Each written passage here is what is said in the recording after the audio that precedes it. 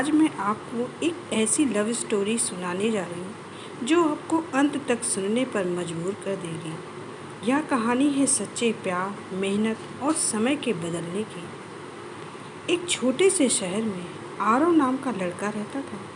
वह बहुत गरीब परिवार से था।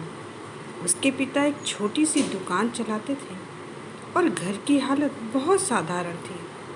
उसी शहर में सिया नाम की लड़की रहती थी। सिया भी अमीर नहीं थी, लेकिन उसका दिल बहुत अच्छा था। आरव और सिया कॉलेज में मिले। धीरे धीरे दोनों में दोस्ती हुई और फिर वह दोस्ती प्यार में बदल गई। दोनों अक्सर पार्क में बैठकर अपने सपनों की बातें करते थे। एक दिन सिया ने मुस्कुराते हुए आरव से पूछा, आरव, अगर तुम बहुत अमीर बन गए तो क्या मुझे भूल जाओगे तुम? तभी आरव ने हंसते हुए कहा, सिया, अगर मैं दुनिया का सबसे अमीर इंसान भी बन जाऊं ना, तब भी तुम मेरे लिए सबसे कीमती ही रहोगी। सिया उसकी बात सुनकर मुस्कुराने लगी, लेकिन जिंदगी हमेशा एक जैसी नहीं रहती।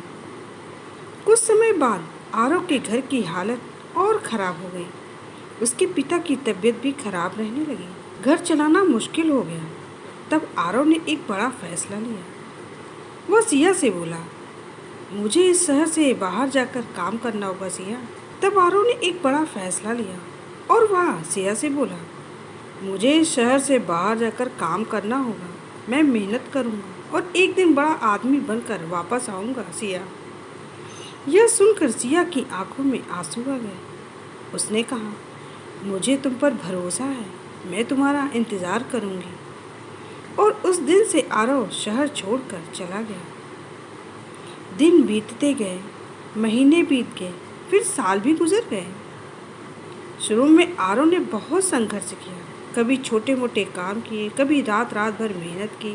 कई बार उसे भूखा भी सोना पड़ा, लेकिन उसने हार नहीं मानी। धीरे धीरे उसकी मेहनत रंग लाने लगी। उसने एक छोटा सा बिजनेस शुरू किया। समय के साथ वह बिजनेस बढ़ता गया और कुछ सालों में आरव करोड़पति और फिर अरबपति बन गया। अब उसके पास सब कुछ था, पैसा, बंगला, गाड़ियाँ और नाव। लेकिन उसके दिल में एक खाली जगह अभी भी थी। वह जगह थी सिया की। एक दिन अचानक उसे सिया की याद बहुत आई और वह सोचने लगा, अब समय आ गया है कि मैं सिया से मिलूं। आरव अपनी महंगी कार में बैठकर उसी शहर की तरफ निकल पड़ा जहाँ से उसकी कहानी शुरू हुई थी। शहर पहुँचते ही उसे सब कुछ बदला बदला सा लग रहा था। वह सीधे उस जगह पहुँचा जहाँ सिया का घर हुआ करता था, लेकिन वहाँ का घर अब बहुत पुराना और टूटा हुआ लग रहा था। आरव का दिल घबराने लगा। वह धीरे धीरे दरवाजे के पास गया और दरवाज़ा खटखटाया। दरवाज़ा खुला। सामने सिया खड़ी थी।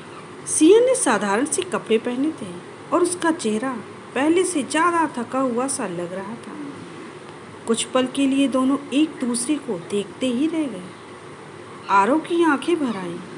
वह धीरे से बोला, सिया, मैं वापस आ गया हूँ। सिया की आंखों में भी आंसू आ गए और उसने कहा, मुझे पता था तुम एक दिन जरूर आओगे।